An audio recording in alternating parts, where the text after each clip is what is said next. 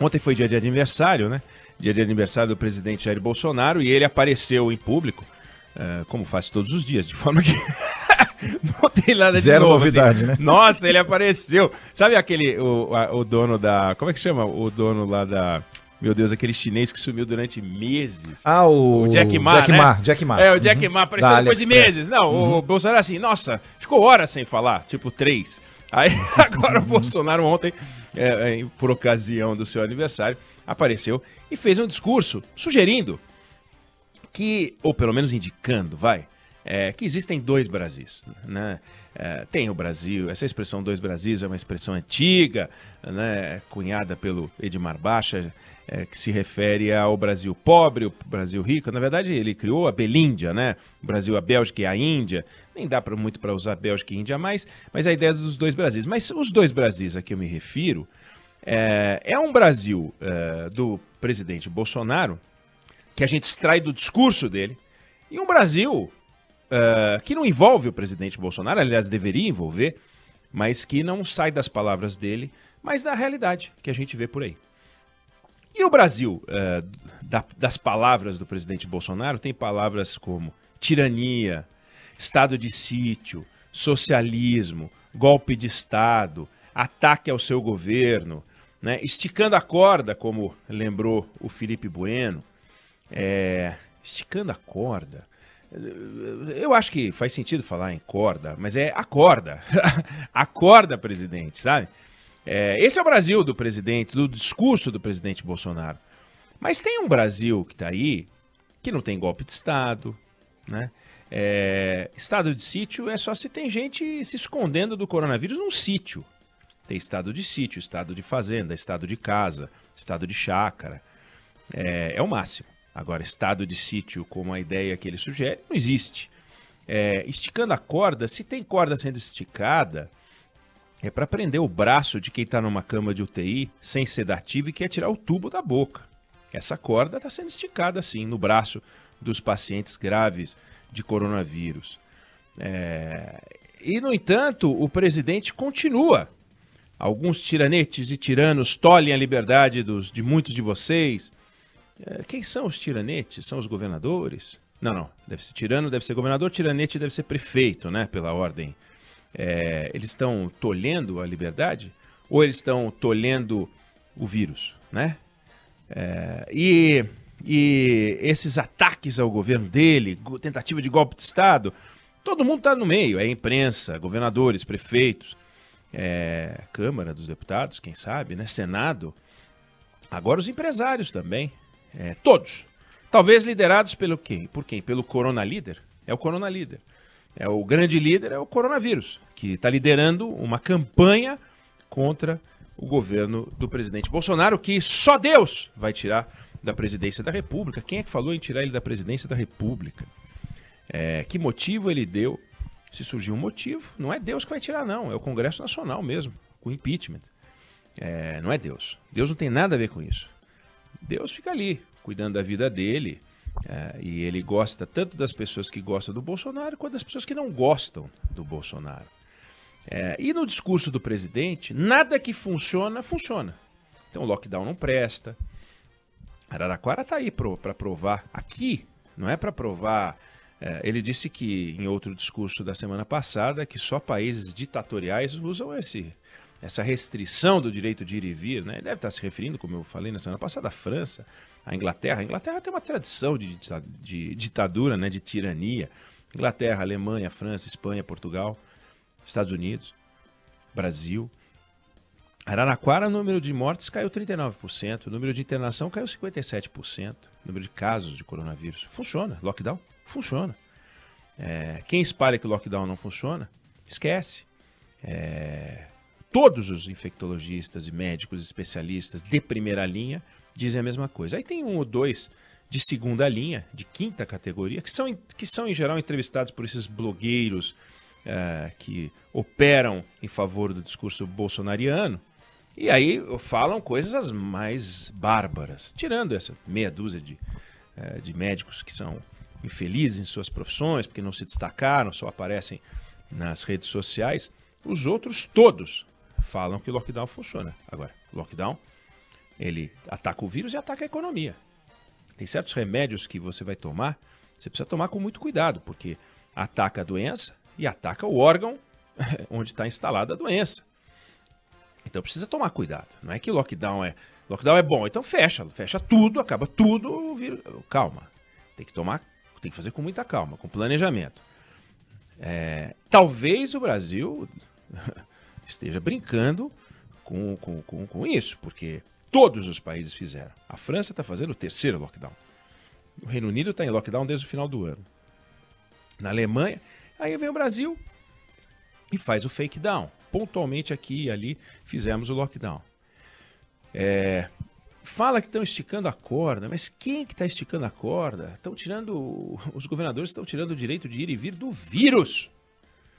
E ele fala de socialismo, é uma chatice de discurso velho, sem sentido, mal colocado, nesse sentido e nesse ambiente. É muito bom ter visto nesse final de semana 3 manifestações. A última delas no Canal Livre. 3 manifestações. A manifestação do ex-presidente Temer, numa entrevista ao jornal Estado de São Paulo. Uma carta de empresários, economistas, que propõe uma mobilização, mais do que ideias novas, porque a carta repisa aquilo que já se sabe, mas a mobilização. E, finalmente, a entrevista do presidente do Senado, Rodrigo Pacheco, ao Canal Livre, da qual eu participei. Na entrevista que o ex-presidente Michel Temer dá ao Estadão, ele fala da necessidade do presidente vir a público e se posicionar, talvez em função da nova variante, usando isso como gancho para resgatar o papel que lhe cabe de líder de combate ao inimigo brasileiro, que é o coronavírus, e não ao socialismo, aos governadores, aos prefeitos, aos tiranos, aos tiranetes, contra o socialismo, contra o estado de sítio, contra os esticando a corda, contra a vacina. Agora ele adotou a vacina, mas continua a falar de cloroquina. Na semana passada ainda falou de cloroquina, a vitamina D, contra o prefeito do Rio porque fechou as praias, o governador. É uma coisa cansativa e irritante. E o presidente Temer coloca com muita serenidade isso. Aí, a carta dos empresários, longa demais, é uma encíclica dos empresários, mas pinta a realidade e propõe que o presidente da República assuma a coordenação nacional de apoio aos governadores e prefeitos. Imagina falar isso para o presidente da República, é um absurdo. Como assim apoiar? Eu sou o chefão, bicho. Meu exército, né, disse na semana passada, jamais será usado esse final de semana. Nosso exército é verde-oliva. Mas está lá, posto, os empresários, os economistas, várias pessoas dizendo, escuta, é visível. E, finalmente, a entrevista lúcida do presidente do Senado, Rodrigo Pacheco, ao Canal Livre, onde ele diz claramente que ele aguarda a liderança do presidente para que o Brasil comece de forma coordenada com Câmara, com Senado, com Procuradoria-Geral da República, com o Supremo Tribunal Federal, com os governadores. Ele diz, não é inconcebível governadores para um lado, o presidente para o outro. Lúcido, cuidadoso. O fígado do Rodrigo Pacheco só é usado para protegê-lo da ingestão de bebida. Ele não usa o fígado para fazer política. Ao contrário do presidente da República. Muito cuidadoso. O presidente que consegue fazer confusão até quando vai resolver um problema da troca do Ministério da Saúde, que agora nós temos 2. Que o outro não entra, o outro não sai. E ao convidar o novo ministro, desagradou o presidente da Câmara dos Deputados, não só o presidente da Câmara dos Deputados, o Centrão. Quer dizer, criou um ruído. Como é que ele conseguiu criar um ruído na política? Em vez de deixar o vírus irritado, ele deixou o Centrão irritado. Ah, mas o Centrão é aquela velha política? Não.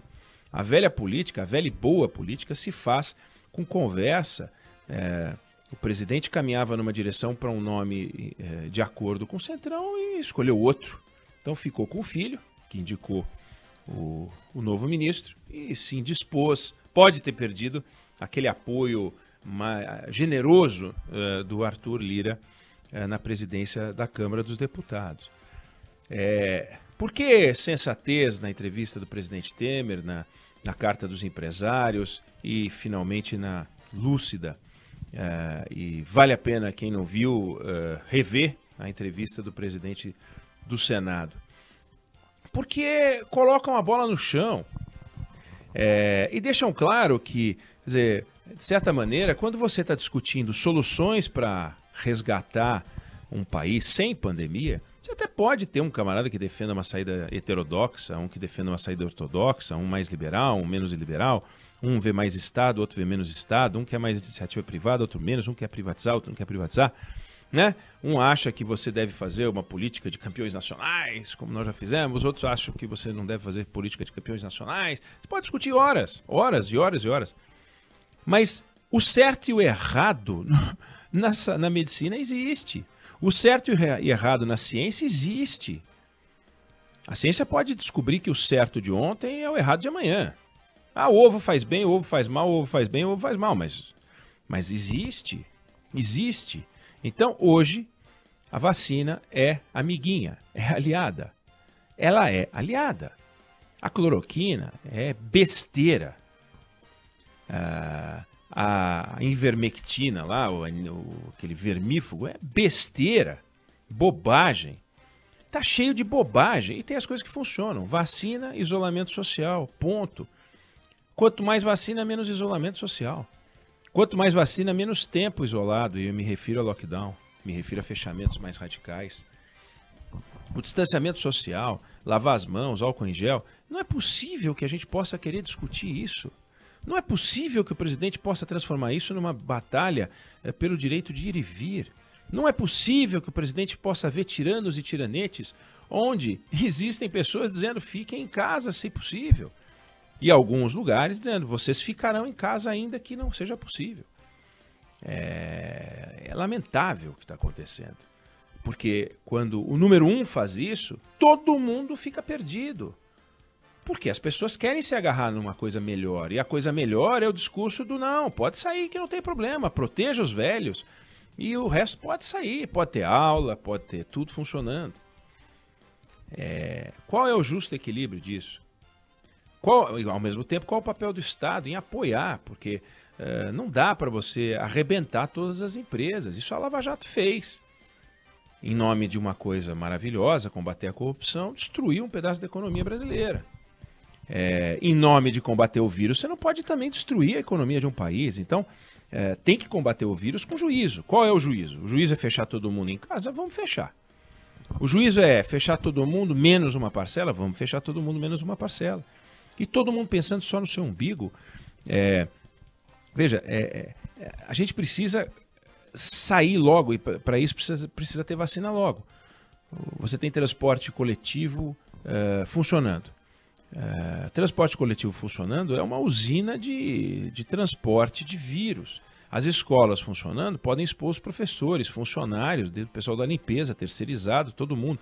Então, para a gente poder voltar e ter os sistemas funcionando, precisa ter vacina, vacina, vacina. O Brasil já tem um volume de vacinas bastante expressivo, mas muito expressivo. A gente tem, até o final de abril, a gente terá recebido 55 milhões de vacinas, considerando o que já entrou, mais o que vai entrar. Até o final deste mês, 8 dias, 27 milhões de pessoas poderiam estar vacinadas, se você pegar todas as vacinas que estão aí e usar, né? Pela matemática da entrada prevista das vacinas, 28 milhões até o final de abril, 23 milhões. Na verdade, estou falando em 23 milhões de pessoas, tá? Todo mundo vai falar, não, eu vi 50 e tantos, estou dividindo por 2. A única que eu não divido por 2 é a da Janssen, que é dose única, que vai chegar lá no final do ano. Mas se você fizer a matemática daquilo que está entrando de vacina, divide por 2 e considera que dividido por 2 é 2 doses por pessoa, nós vamos ter até o final de setembro todas as vacinas que a gente precisa, se o cronograma do governo vingar. Só que o cronograma do governo vai mudando, vai mudando, vai mudando.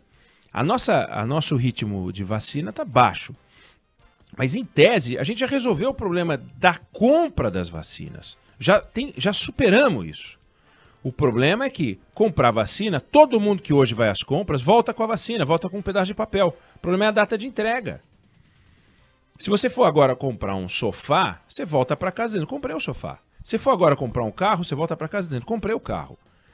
O que você não pode é dizer para a sociedade, que é o que o governo está dizendo, comprei 500 milhões de vacina, comprei o sofá, comprei, está tudo comprado. Bom, mas quando é que chega? E esse é o nosso desafio hoje. Bom, importante esses dois Brasis precisam se unir. E para unir esses dois Brasis, o Brasil da cabeça do Bolsonaro e o Brasil do Brasil de Bolsonaro, o presidente tem que fazer uma conversão. E essa conversão é o que todo mundo espera. Foi disso que falou o presidente Temer, é isso que esperam os empresários, e foi isso com uma clareza retumbante que falou o presidente do Senado. Eu aguardo, ele disse, esse posicionamento do presidente como líder que ele é. É uma espécie de cobrança com muito tato, muita gentileza, político mineiro, tradicional, mais claro impossível. O presidente tem que assumir a sua função de líder. Não pode ser a sua função de animador de auditório, que é o que ele está fazendo, tirando tiranete. É vacina, liderança, calma, carinho, afeto, acolhimento. É isso que faz um grande líder. Agora, não fez isso, não é Deus que vai te manter. Vai ter que contar com a bancada da Câmara dos Deputados, vai ter que contar com a bancada do Senado Federal. Senão, o destino pode lhe pregar uma peça muito grande. Não está descartado. A gente está vendo o que está acontecendo com os números que envolvem o presidente da República. A situação é gravíssima. O presidente tem que acordar. Então, quando ele fala de acorda, espaço, corda, não, é acorda, presidente. Não é esticar a corda, é acorda, presidente.